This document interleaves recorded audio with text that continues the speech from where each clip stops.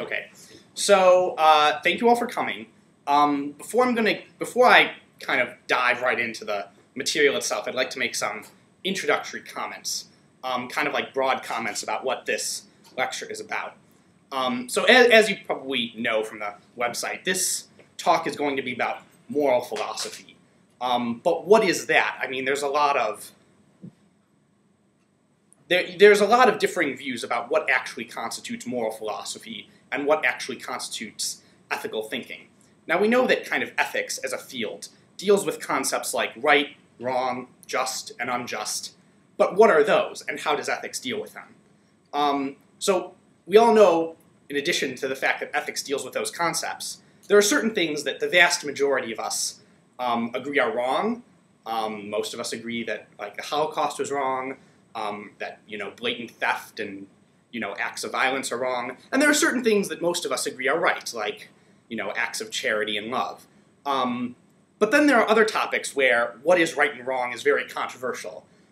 Ethics, the consumption of meat, that all of that stuff is very controversial. Now, the talk I'm giving actually doesn't have anything to do with that at all. Although if we're interested in living ethical lives and living good lives, we will want some solution to those controversies. There's a kind of very practical sense in which if we want to do the right thing, we have to know, whether, the consumption of meat is right or wrong. But that's not what ethicists generally study. It's not an academic field that's really that really gets a lot of attention, like in the top echelons of the academy. Most modern ethics is actually what you might call meta-ethics, which it discusses not which individual actions are right or wrong or just or unjust, but discusses the structure of moral judgments. So meta-ethics discusses the structure of moral judgments. It stands kind of in opposition to applied ethics, which is viewed as being kind of like vacuous and passé. And actually, Philippa Foot suggests that it's like not even part of philosophy. So that's kind of very telling about like what the state of the field is, and the way people try to move away from like the very like controversial issues like in society. But this is going to be about meta-ethics. So not so much like when we're going through this, try to remember that it's not an attempt to try to figure out like whether or not this or that action is right or wrong. But given that we know some things are right and some things are wrong, what does that mean? And so there's a lot of schools of meta-ethics. Today we're only going to be able to cover two, and those are non-cognitivism and neo-Aristotelianism. Now, Philippa Foot is our Aristotelian, and her book, Natural Goodness, is in large part a response to this thing called non-cognitivism. So now there's lots of other meta-ethical theories. There's Kantianism, utilitarianism. We're not actually going to be able to touch that today. Okay, so what is non-cognitivism? Non-cognitivism is a type of ethical theory that claims that moral or ethical judgments have no cognitive content. Cognitive content are things that are faculties of knowledge. So, 2 plus 2 is 4 is, that's a piece of knowledge. That statement has cognitive content. You can be right or wrong about it. You could know it or not know it. Moral properties for the non-cognitivist don't actually exist in the world, and moral beliefs don't actually reflect any facts about the way the world is. Moral statements seem to be saying something about the actions they apparently apply to, but actually all they do is reveal something about the person who's speaking them. So non-cognitivism is kind of an umbrella term. There's a lot of sub-positions within that field. So let's look at two. There's one type of non-cognitivism called emotivism.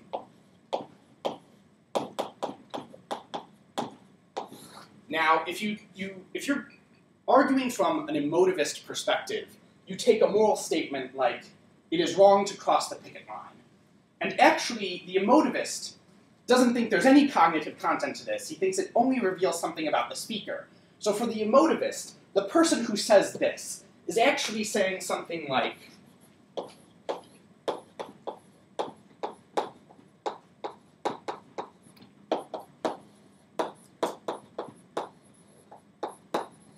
boo for crossing the picket line! Exclamation point. Boo for crossing the picket line. It's this, and then if you say it is right to support the strike, yay for supporting the strike.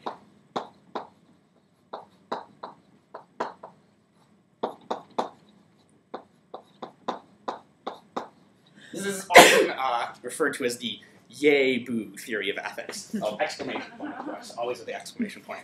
So, like, the emotivist doesn't actually think, like, there's an illusory structure to this sentence, where, like, wrong is being predicated of crossing the picket line. And the emotivist thinks that's just not true at all.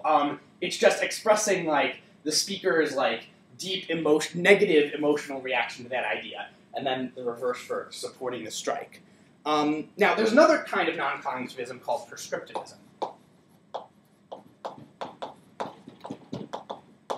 And for the prescriptivist, this supposed moral statement is actually a command. So,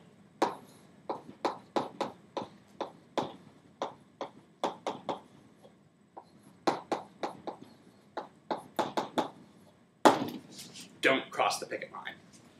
And then for the reverse,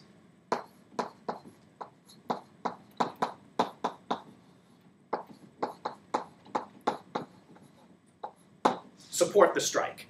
So prescriptivism says, okay, these moral judgments are actually just commands. They're ways for the speaker to, tell his audience, his listener, to do something else. So this is very revealing. Like so emotivism and prescriptivism are two formulations of non-cognitivism. There's more, but I think I've basically gotten my point across. So like these sentences promote the illusion that right and wrong can be predicated of, the actions that are being discussed in a sentence. These categories, these sets of statements can't be true or false. They don't contain they don't contain knowledge that you could get by, like, investigating the world, by, like, investigating the action of supporting the strike, and, like, figuring out whether or not it was right or wrong. So, like, non-cognitivism is a family of meta-ethical theories that look kind of like this, where, like, supposedly ethical statements are translated into these, like, either emotional or imperative statements that, like, you couldn't actually arrive at them by any, like, serious investigation of, like, the facts. So that's pretty popular these days. But anyway, so now we're getting more into, like, Philippa Foot and her... A quick question. Sure.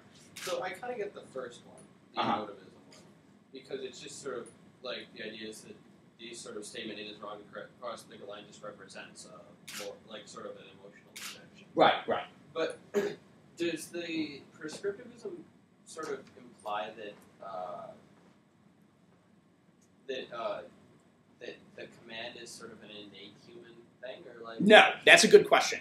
No, the prescriptivist, not only does the prescriptivist not have a theory about how the speaker arrived at this, it's kind of intrinsic to their position that there doesn't need to be that. So, like, if you're, we've got Joe, the union worker, and he says, it is wrong to cross the picket line.